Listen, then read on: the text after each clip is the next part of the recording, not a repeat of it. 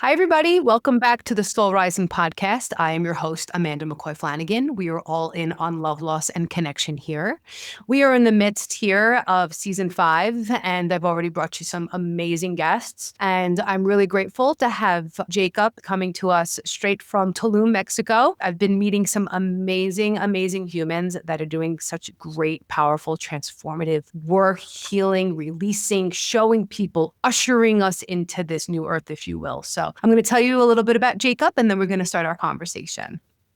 And Jakob Gricar is a trauma-informed transformational coach who blends more than a decade of mastery in somatic work, internal family systems, ontological coaching, NLP, CBT, breathwork, polyvagal theory, and indigenous ceremony to catalyze profound inner change. From high-impact entrepreneurs navigating million-dollar decisions to purpose-driven creatives taking their very first steps in business, he guides clients to create a capacity in their nervous system to handle all of it, dismantle limiting beliefs, identities, and remember the unshakable truth beneath the noise. Jakob's sessions are an alchemy of precise nervous system science, as taught to him directly by pioneers in somatics. His own journey began at 13 when healing a chronic illness through relentless spiritual disciplines proved that the body can be a doorway to the miraculous. That spark ignited years of radical exploration, seasons of homelessness that forged unfiltered humility, near-death initiations that clarified what truly matters, yogic study in India's ashrams, and deep plant medicine studies with Shipibo, Mestizo, I don't even know how to pronounce it, Yawanawa, and Hunikun medicine keepers in the Amazon rainforest. Along the way, he built a retreat center in Guatemala and co-created a conscious community and event space in Mexico while learning from Judith Johnson. Today, Jakob collaborates with world-renowned coaches and facilitates in their online and in-person containers, mentors other business leaders, and guides deep in-person experiences through Vortex retreats, and co-runs a high-touch online coaching program for women. Oh my gosh, Jakob. I don't think anyone's ever read my full bio, so I'm hearing it for the first time as well. That sounds absolutely fantastic. You know, sometimes when it's long, I'm like, oh, I should cut it. But like, I really loved everything in this. I really couldn't. It's all so important, so meaningful, and I think necessary for people to know. So welcome. Welcome to the show, Jakob. Thank you so much for having me, Amanda. I'm grateful you're here. Can we maybe start with like a quick little history of what happened at 13 years old? Can you tell us a little bit about how you were healed? Yeah, absolutely. At about 8 years old, I developed a chronic skin condition, eczema all over my face, my neck, my arms, to the point where I would scratch myself so much I would bleed. My mom made me cotton gloves to be able to sleep. I developed insomnia as a result of that, pretty deep depression. And when I was about 13 years old, I got into meditation. I found a book on my grandma's shelf that was talking about hypnosis, and I started recording my own hypnosis tapes. So that was my entryway into this. I spent more time in the library than I did in school, just like learning about hypnosis, about meditation. And in probably about 3 or 4 months after I started a regular meditation practice, my skin disease started going away. And it went away in less than a year. And that just opened my world to spirituality, to meditation, Hinduism, Buddhism, to spiritual traditions. And I've been in that world ever since. That's amazing. I hope that some people can learn by osmosis almost, because I think sometimes people need to have those experiences to believe that this stuff works, that it's real. The fact that you had such a powerful experience with it makes perfect sense to me why you would be so passionate about the work that you do. What jumped out at me in your bio was this whole capacity in our nervous systems to be able to, I guess, balance, juggle, receive, embrace, give out, release, like give out, offer. Can you tell us a little bit about how that works? Like, why is it really important, and how maybe we can do that for ourselves? Because I know there's people in my life who kind of just, they go into like a freeze almost, and they just like shut it all down. And I wonder if they had more capacity to embody more, if they would be able to be a little happier, a little more successful. Yeah, absolutely. First of all, when we ask that question, I think it's important to open up what capacity even is, and so that whoever's listening to this can actually relate to the actual conversation. Something that I've noticed in my life was whenever I would hit a certain amount of money in my monthly earnings, I would do something to sabotage it. So just a very steady consistency of almost like low-grade poverty throughout my entire life. And when I started doing this deeper work, probably 7, 8 years ago, when I was in the Amazon, I started noticing that there was this pattern of consistently making money and then burning it and just running out of it. And then being again at like this low-grade poverty. And I would ask myself, why is that? At what point do I hit that ceiling?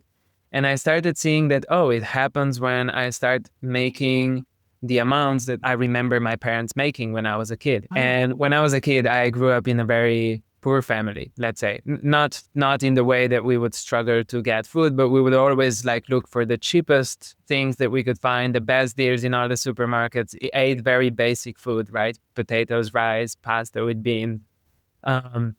Very, very European style. We would still go on vacation sometimes, but we would always have it in the conversation around how much things cost. So when I talk about capacity, my capacity at that point in my life was the capacity to just make enough to get by. And whenever I would make more than that, my nervous system would start screaming like, this is unsafe, this is unfamiliar, right? Because the nervous system always reorients towards what's familiar, not what is exciting or what is expansive, right? It always goes back to what's familiar because familiar equals safety. So when I talk about capacity, the capacity is our safe zone. So when we're starting to stretch and expand our capacity, it's expanding what feels safe in the nervous system. Now, an interesting thing, we can talk about money, right? But we can also talk about love. So what is the capacity for love? For again, personal example, I grew up in an environment that was very chaotic with love, very loving. My parents were incredible. However, they were often not present, or they were dealing with other things, or they would show love through arguments and like butting heads, right? Or sometimes pretty extreme arguments and breaking things and stuff like that. So I learned love is chaotic. So my capacity for safe, secure love didn't exist. So for me, it was the love that comes in has to be chaotic for it to be love because that's familiar. The capacity for expansive, big love is creating that familiarity and the safety in the nervous system for something that's bigger, better, brighter, more secure. And we can take that through every area of our lives, right? Health, wealth, relationships. We can look through business, how we build businesses, how we relate platonically, how we relate romantically. So the game of capacity is the game of seeing how much safety can I create inside of the unfamiliar. And I'm just wanting to make this as tangible as possible, right? But it is very nuanced conversation. So depending on where we're at in terms of what we want to expand the capacity with, what I do with my clients is oftentimes first thing that I need to do is I need to see what's in the way. And oftentimes what's in the way of that is a traumatic imprint. So I go back inside of the developmental years and I look, okay, at what point did I not believe that this was safe? At what point did this other thing become like a belief system that I adopted? The injunctions in transactional analysis are the don't statements. Don't shine, don't be bright, don't be big, don't be brave, don't speak, don't feel, don't think, right? And when we adopt those belief systems, that's what limits us to that level of expression. So a lot of people that I work with, for example, worked with a multi-seven-figure business owner, started multiple seven-figure businesses, and then at some point couldn't show up anymore. And we started working with her to why is there a blockage there? And not to share her personal story, but it went very, very deep in some traumatic imprints. And as a result of that resolving, it immediately led to having a multi-six-figure launch. And that's the showing of how the traumatic imprints limits us in how much we can actually do in the world. When there's something that's in the way, when there's something that's blocking us, right? And speaking here, again, it's very scientific and it's very tangible. It's very methodical. So when we remove that out of the way, then the next step of that is how do we create familiarity inside of what is unsafe in this moment? So can I just make a little bit more money and just it's not about just making more money, right? Everyone can do that. but it's about making more money and letting your nervous system know that it's safe to be there. Yes. Seeing those moments inside of relationships where there's like safety and security and newness, right? And like actual healthy communication. And not just having that, but letting your nervous system know that that's safe. So the game of capacity is learning how to be safe in those spaces. Thank you for that explanation. A few years ago, and I was still in therapy that particular time around, my therapist was talking about that she was going to be involved with launching a nonprofit to help teen suicide. We have a pretty big suicide issue here in Douglas County, where I live in Colorado. She explained that a lot of it is because these kids' parents are so wealthy. We live in one of the wealthiest counties in the country, I've heard. And there's like this fear of never actually being enough, like never actually getting there and succeeding to the point where their parents are at. And maybe that then speaks to they feel judged or they feel like they have to, like there's this pressure on them to do that. So I think it's interesting that it can be like both ways. Like I don't want to outpace them or outgrow them. And then I also have this fear, right? Everybody's different. Everybody's on a different spiritual path. So some people might have that fear of outgrowing their parents, outpacing them, whatever. And then other people might have that fear of never actually being enough and reaching that. So how do you suggest that people move through those? Because you talk somatics, right? Somatics. I'm really happy that so many people are talking about the body and what goes on in the body, because I feel like mindset is so like early 2000s, 1990s. Like mindset is like, it's great. And like, I guess it's the start of it all. Like you have to have some kind of awareness, but affirmations, like, you know, it only gets you so far. So what can people do to expand that capacity? So as you said, it's the nuance thing here is what is the belief that's there? And for the majority of the people, one of a few that I keep seeing over and over again is I'm unworthy, I don't belong, I'm undeserving of love. Those ones are the core beliefs that most of us develop at some point. So the question is not necessarily how do I outthink this or even how do I work it out of my body. At this point just yet in the conversation, I would say the first thing would be to actually see what that even is and where it's coming from. So what I do with a lot of people in terms of that is we just take an inventory of it. Let's just see how you're showing up in relationships. What are the stories and the persistent complaints or behaviors that you keep doing despite adverse consequences, right? Any addictions or addictive behaviors or repeated complaints about life, about other people. And then we look at what is this complaint or this behavior giving me as a payoff? What am I getting out of behaving, thinking, or being this way? And then as we look at the payoff, we look at what is the need that we're trying to satisfy with doing this. And once we get to that, we keep asking these inquiry questions and we get to the core, to the actual beliefs. And that for me is the blend of the somatic work with the talk therapy as well, right? Because they both work together in synchronicity. That's a bit of a pitfall in somatic work and in personal development in general, which I can go into as well. For example, going straight into the body, right? A lot of somatic therapists, somatic practitioners are going to go straight into the body. Let's work with the body. And the thing with the body and working with emotions is if you're working on people having a cathartic release, you can always have more to work with.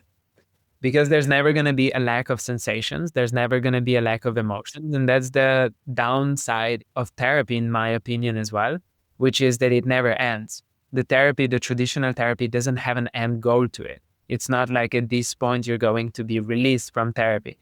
That's where certain people who are doing this kind of ontological coaching and going deeper in these spaces can be much more powerful than therapists because it gives you the end goal to it. You reach the end goal and you're done with it. Not to say that you're completely healed of everything, but you are at the level where you don't require another person to facilitate your healing anymore. And I see that as a pitfall of somatic work, as well as I worked in plant medicine spaces for a very, very long time. And it becomes people just chasing another high, another, this kind of like a big experience, right? And a big cathartic release. And that makes them feel like they're doing the work.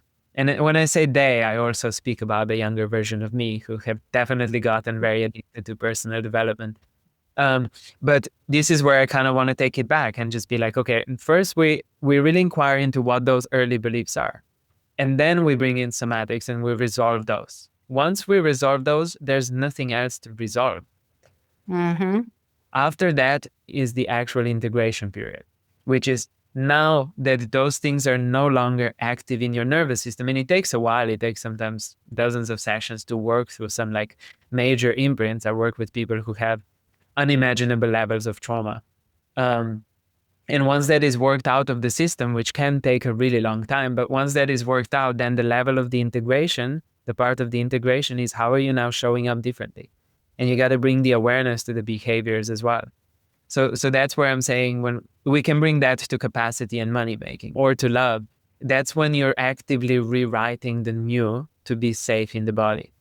And I still sometimes I built a multi six-figure business within the first year in my coaching. And I would still sometimes pause and just notice inside of myself, like, oh, okay, like this is actually safe. This is okay. It's okay to have that. And then the levels of clients that started coming to me as well, just being like, okay, this is okay. Yep. Just seeing that there's also like a gap between, for example, the amounts of money that they're making or the amounts of influence or the amounts of, followers or whatever. And there's consistent just rewiring in the body, like, oh no, actually this can be safe. So the integration part is coming through as like, okay, we've worked out the beliefs from the actual body, from the nervous system, from the psyche. But then if we've behaved a certain way for 30, 40 years of our life, then that's probably going to take a little bit longer than just a session. Oh, yeah. Yeah. So that's where like the deeper, in my opinion, the deeper work and the accountability comes in. It's between or beyond the sessions. I'm really grateful that you're saying that it's both the talk and the somatics and it's all of it, right? I mean, and then I would even say, exercise and diet. There's like a million, I know for me, I'm sober too, meetings, like I'm a spiritual, like there's so much that goes into my own personal health and wellness. But I'm glad that you're saying that because my own coaching modality, I call it energy infused coaching because we talk. We can do Reiki one week. We could do tapping one week. We could do chakra clearings one week. We could do like whatever. We could go take a walk in nature. There's just a whole plethora of things that I would never want to just pigeonhole a client into. Mm-hmm. This is how I'm doing it with you. Just like when I work with my sponsees in recovery, everybody's different. And I have to tailor things differently, right? So feeling into what our clients need is really super important and blending what all of the things and creating something new. It's not a pat thing to help people. So I love that you brought that together. When you were talking, I was thinking about how it all goes back to emotions, right? Like talking about business and making money. It all goes back to your emotions. It all goes back to how you feel about yourself, like that worthiness that I deserve. I could probably sit here and say that I'm deserving for 20 years, and maybe my neural pathways will change. But then incorporating all the somatic work, actually shifting things on a body level, feeling into when that feels scary when I'm making all that money. And it's like, ooh, and I start to I was actually talking to somebody this morning. I think some people don't understand, okay, what does that mean in my body? The way it feels for me is like a contraction. Something happens. I could feel like completely within my cells, like a closing versus when I'm feeling alive and when I'm feeling my intuition is telling me this is the right thing to do this, do that.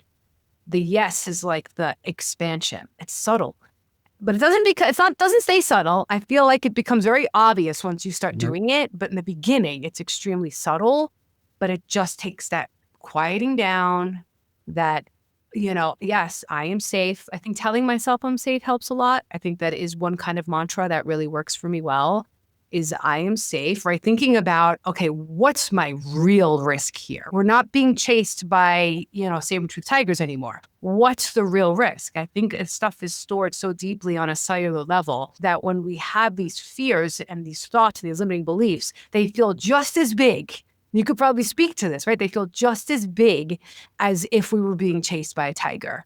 When in actuality, there is no true threat. It's just, for the most part, it's my own mind and body that's tricking me into thinking that I don't deserve this stuff. Yeah. Yeah. And one thing that I would challenge there is that it all comes back to the feelings or the emotions. And the differentiation here would be between the sensations, the emotions, and the stories. And then there's plethora of other things that are involved. But majority of the people that I start working with, when I start working with them, they don't differentiate the story from the feeling or the feeling from a sensation. So a feeling would be a one-word answer to something, right? How are you feeling would be, I feel angry, I feel upset, I feel sad, I feel joyful. And when I work, especially when I work with people who are like in business or have some sort of like the founding or operating skill set, they tend to live in the cognitive abstract. So more in the mind. And a lot of times the feeling is followed by that.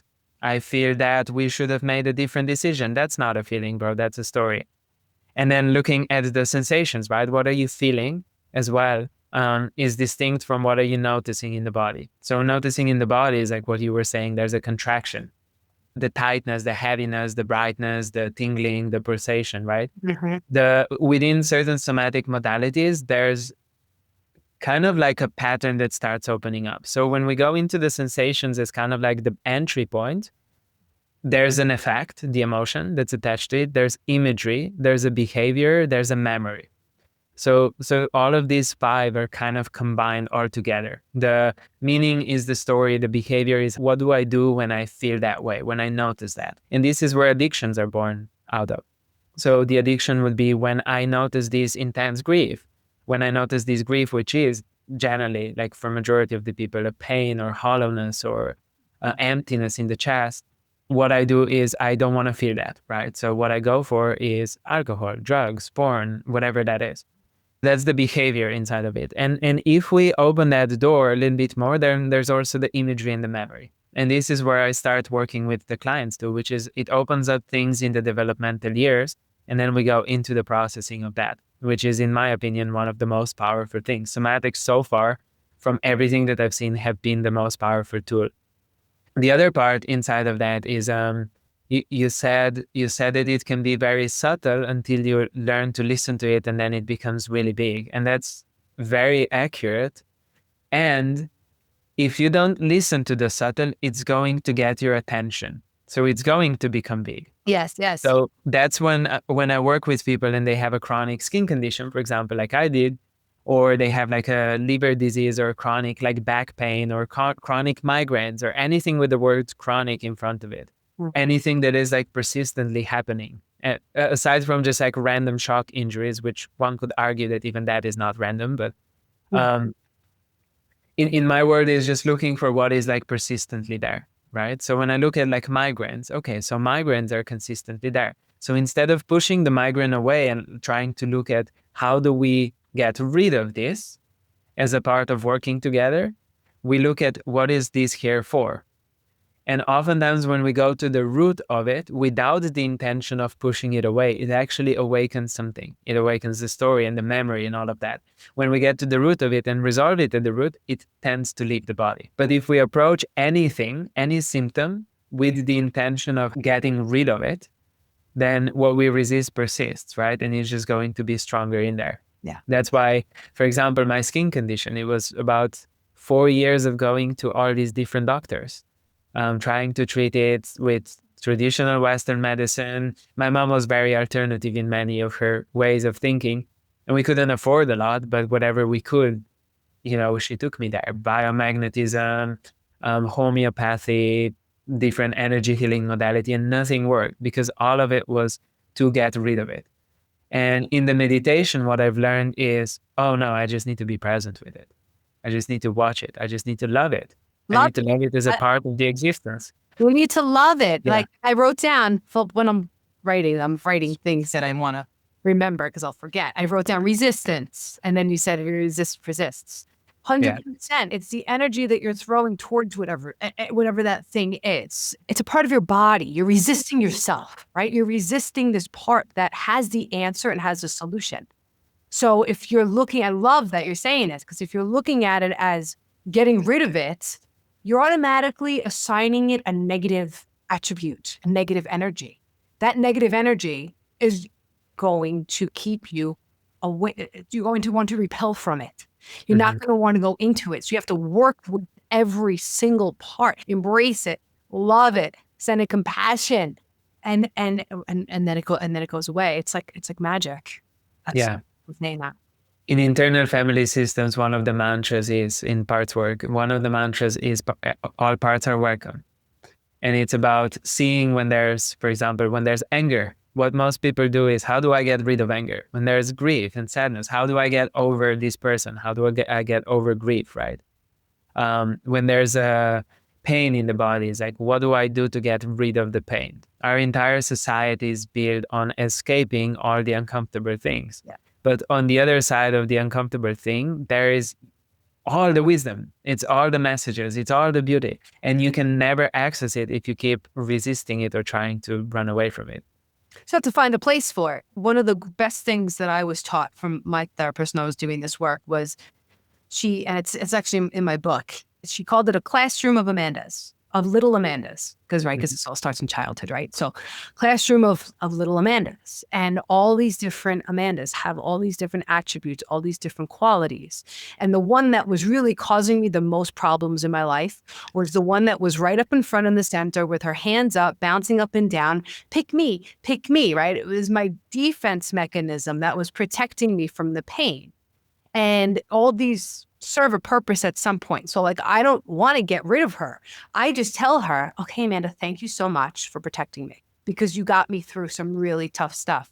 In another 12-step program I go to called ACA, where you talk about survival traits. We don't talk about character defects. We don't talk about something being wrong with us. We talk about survival traits. That little Amanda helped me to survive some very difficult times. I can say, thank you. You can now go take a seat in the back of the class, but don't leave, because I'm probably going to need you again. You are welcome here, but please go find a place back there, because my track record tells me I will need that part to come back up. Nothing is bad. There is no one part of us that is bad. The anger, the jealousy, these things, these 7 deadly sins that we want to judge and say are bad, they're actually serving me in a way. I just have to figure out how, to turn the coin on that and say, you know what, that helps me. Doesn't help me when I use it this way, but it helps me when I use it this way, right? So it's about, I think, getting creative and not shaming any part of us, because then we're just going to shut it all down and nothing's going to work. Yeah, every behavior has a positive intent.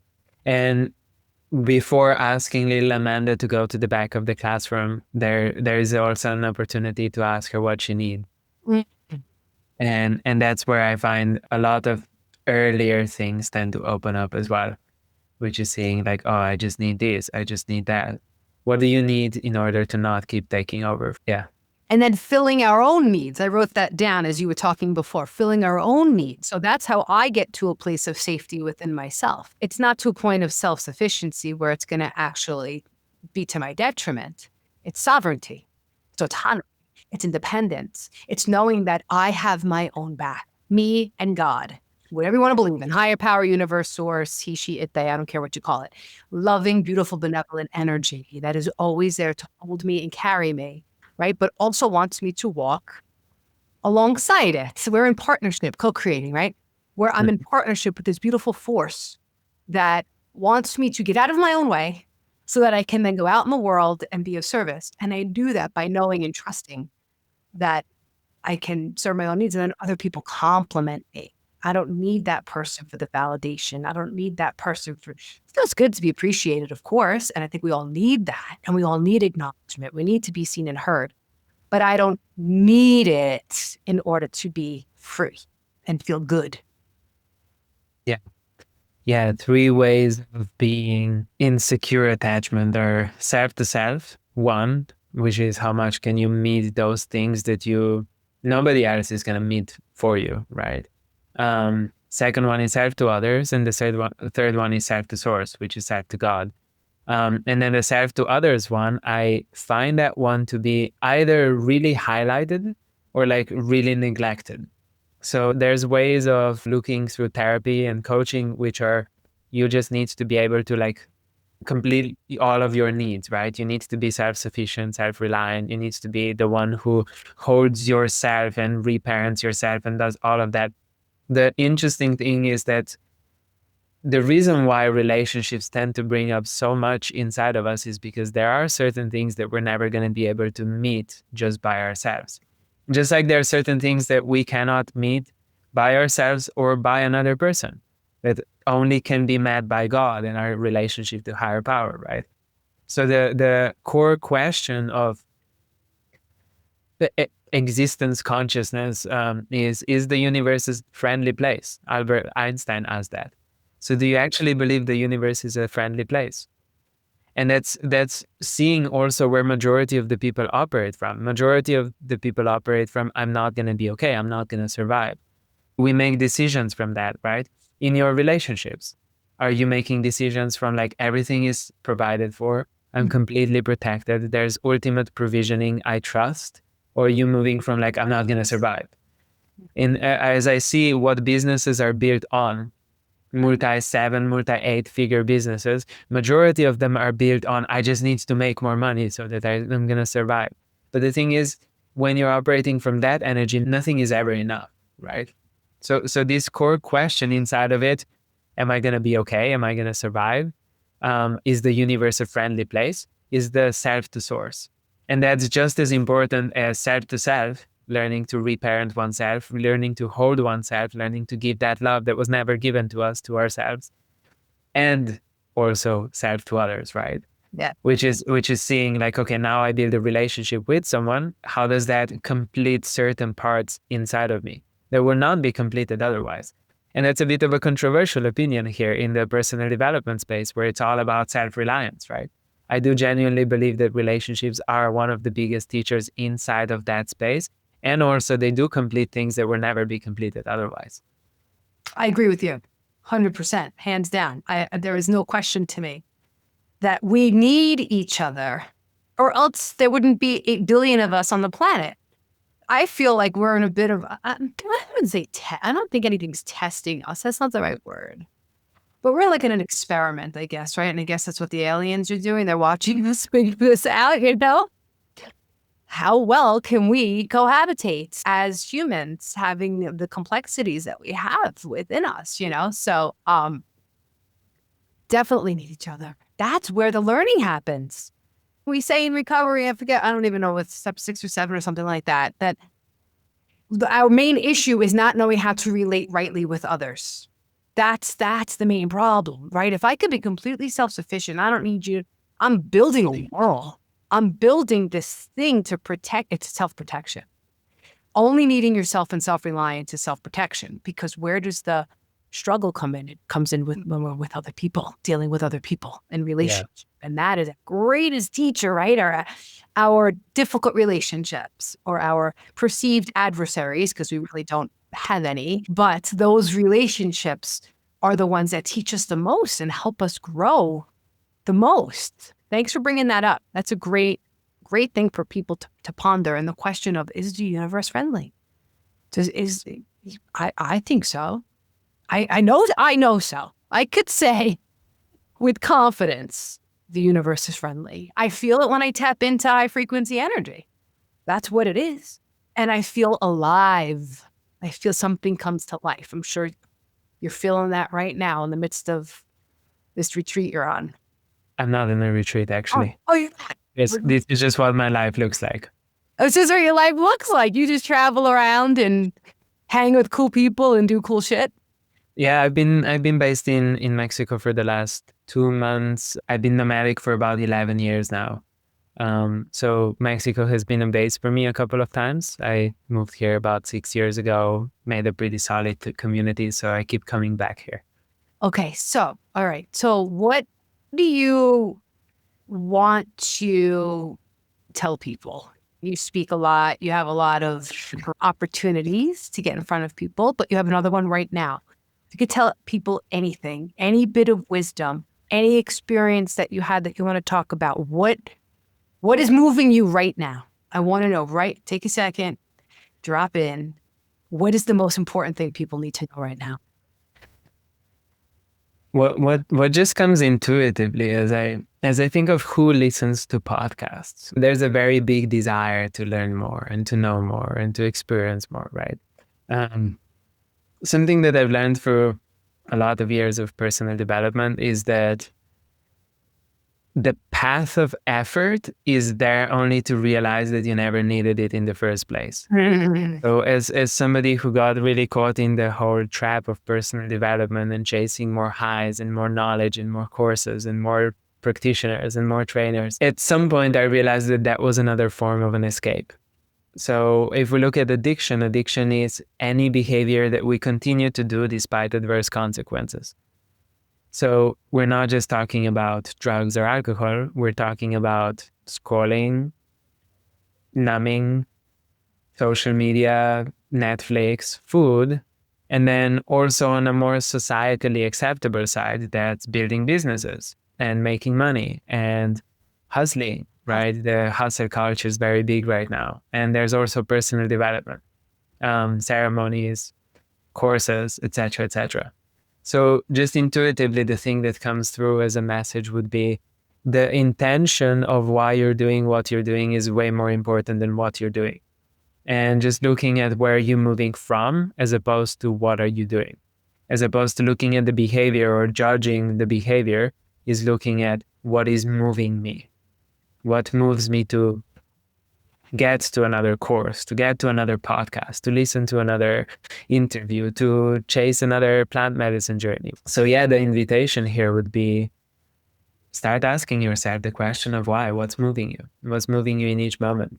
And that will also like inform you in the behaviors that you do each day. If you slow down enough in stillness, in gratitude, in prayer, in meditation to actually be able to perceive and listen to all these different parts, then you're going to see that a lot of the things that you're doing are completely unnecessary. A lot of behaviors are there for the reason of numbing or escaping. And if you just allow yourself to be with the thing that wants to be with, then you probably wouldn't need the behavior that's there. And it's an interesting one as well when we talk about, so, for example, anxiety, right? Where does the anxiety come from? Anxiety is like this mobilized energy that's like trapped in the body. So in other words, flight response that never gets to be completed. But the reason why that happens in majority of the cases is because there is something that we've never felt, that we haven't allowed ourselves to feel. So then we feel like we need to constantly do more in order to escape that. And then we realize that the doing of more is never enough because that thing just becomes bigger and bigger and bigger. And then we're suddenly in this space where we just need to do and do more and do this and do that. And then we get anxious when we're not doing something. And then we get anxious about the world. And then we get anxious about the people. And then we get anxious about like what we're consuming and a lot of these different things. So just the observation of that is like, instead of the behavior or judging a symptom, going to where that's all originating from. If you can take that seed out and be with that and learn to fully let yourself be with that, that's where all the magic is going to happen. Yeah. Wow. Beautifully said. Thank you so much. Can you give a message to men specifically about all of this work? I have a bunch of men on this season because I think it's really important for men to know that this is not, well, there's two parts to this I talk about a lot, that it's not like just an inherently feminine thing to be doing this. And also the stigma or judgment or view of that even being negative. Like, it's not so much like, oh, it's not just feminine, it's for men too. Why is it a bad thing to be feminine? That's what has to change, you know? So can you speak to men a little bit, maybe give them a little bit of encouragement if they're kind of fighting the conditioning or whatever's telling them to stay away? Oh, we're opening quite a topic here. It's probably a whole other show, right? Probably, yeah. First of all, funny enough, my group containers are all women. Secondly, I do work with quite a few men. What I've learned in terms of the dynamics in this is, as men, we're very simple. So are women, but we basically want to reach goals and we want to provide. We're very focused and goal oriented, and this world tends to be very feeling oriented, which is a very feminine trait. Mm-hmm. And the balance inside of that is to allow oneself to just like be with what is there, because that will eventually, essentially, make you a much better provider. It's going to make you a much better human. And what I'm seeing in terms of both genders, where it gets to the quote unquote toxic part, is where the actual energy isn't what it's meant to be, when it goes too far out on the other side of the spectrum. For example, if we're meant to be in providership, we're meant to be in security, we're meant to be the ones that, protect and provide. And then with the world and society kind of making that not that much of a man's thing, but now kind of like a men and women 50-50 thing, then we start negating certain parts and certain qualities, and it's just another part of us, just another behavior, just another trait that gets pushed away and then gets put into the shadow. And that starts creating all these toxic behaviors starting to come out of that. And that goes into a whole nother conversation. But just in terms of like really speaking to men about this, what will make you a much better provider, what will make you much more safe for the other person, is to create that safety for yourself first, which is your nervous system has to be the one that co-regulates the other person. And that's the point of this work. You gotta go into actually being able to do that first, so that you can be that space for your partner. And I assume whoever is listening to this and is in a relationship with men in particular right now, there's nothing inside of you that doesn't want to protect and provide. And I know that for a fact, just working with so many different men as well. So it's just removing what is in the way of that being a possibility for you. And I know for myself, I haven't been always the safest man. I haven't been the safest space holder. I haven't been the provider. I haven't been somebody who was actually able to hold for the intensity of all the emotions and the feminine. And what I've learned is it's because I haven't been safe in myself. So the first thing that you can do is actually get into this work to create that safety inside of yourself.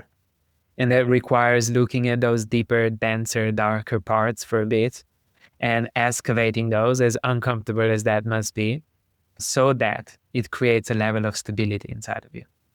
So it's really, that is the secret. That's the power. That's where you're really going to be able to step into your masculine qualities or traits of that protect and provide, is by going for it's balance, right? It's all aligning. It's all, that is a part of you. And I think a lot of men, I'm not sure if they know that every single human being has divine masculine and divine feminine.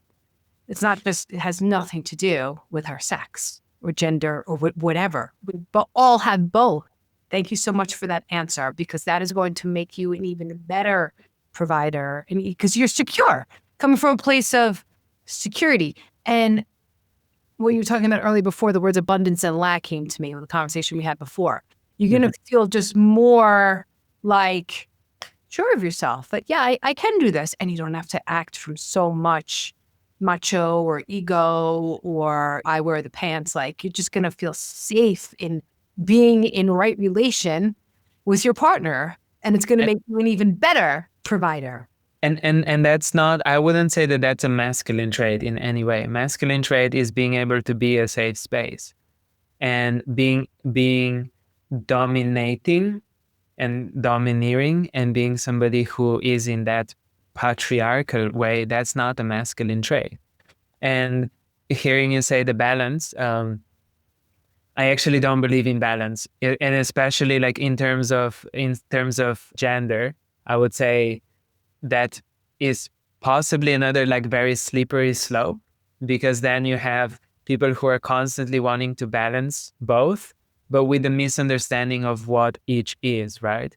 So if I'm aiming at the balance of feminine and masculine inside of myself, but I don't know what any of that even means, like fully, completely, like be able to create the distinctions, then we end up in the world where men are trying to be like women and women are trying to be like men. And I feel like that's a very slippery slope that we're already seeing happening a lot. And a lot of that is moving from deep traumatic imprints. Different way of looking at this would be actually learning what is the healthy way of expression of the masculine, which does have certain feminine qualities in it, but is largely masculine. And the harmony is a bit more appropriate. Because if you look at, for example, work-life balance, what the society tells you to do is work 8 hours, play 8 hours, sleep 8 hours, right? But in reality, when you look at the orchestra, there's no balance in the instruments. Like the violin is going to do a solo, or the piano is going to do a solo, while the other instruments are like just doing like their own thing all together. There's like 90 instruments and one of them is doing the solo. That's harmony. So they're not balanced, they're harmonious. And in terms of being inside of the specific gender space, I would say there's got to be a harmony, not a balance. And the harmony is, I, as a provider, do let myself sometimes go into like my emotional space in my vulnerability, but not in the way where I'm flooding it, right? So there's also distinctions between intimacy and vulnerability. Like forcing intimacy is trying to create intimacy without there being vulnerability in this first place. Vulnerability is letting yourself be fully seen in something that might be rejected or accepted. And only on the other side of vulnerability, there's real intimacy. But majority of the people are trying to get to the intimacy without the vulnerability. And especially when we teach men how to be vulnerable and how to be in their emotions, then the vulnerability can become very performative because then it becomes like flooding. And majority of the people who are going to be flooding their partners are not going to still have that polarity inside of the relationship. So that's why I'm saying it's a little bit of a slippery slope if we want to teach balance between the energies. Because when somebody goes too much into the balancing of their feminine as a man, they're likely going to kill all polarity that's there. You're so wise, Jakob. Thank you for teaching me. Thank you for spending this time. I feel like I'm learning so much from you. That's a great, great way to explain it, harmony, because at certain times, one part's going to rise up. One part's going to have to take center stage. From day to day, from situation to situation, different parts of us are going to rise up and be more forward than others. So it's not a complete ever. I agree with you 100%. Never going to be, it's not supposed to. Yeah. We're supposed to be responding to situations, pulling up that part when it's needed, and then quieting that part. Okay, you can quiet down for now, and then you can come back up when needed or whatever, right? So that is a great, great harmony. I love it. That's great. I think of it like when I think balance, I think of like a whole spectrum, not necessarily in the moment, but overall, The range. span of time. Yeah. Yeah.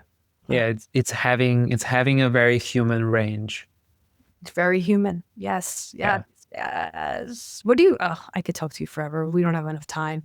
I'll message you or something, but I want to know what you think about AI. I want to know what you think about all of I personally say it's taking the human out of humanity, but I do think that there are positives, but that's a whole other show. So, okay. Tell everybody where they can find you, where they can follow you, how they can work with you, because you're pretty amazing.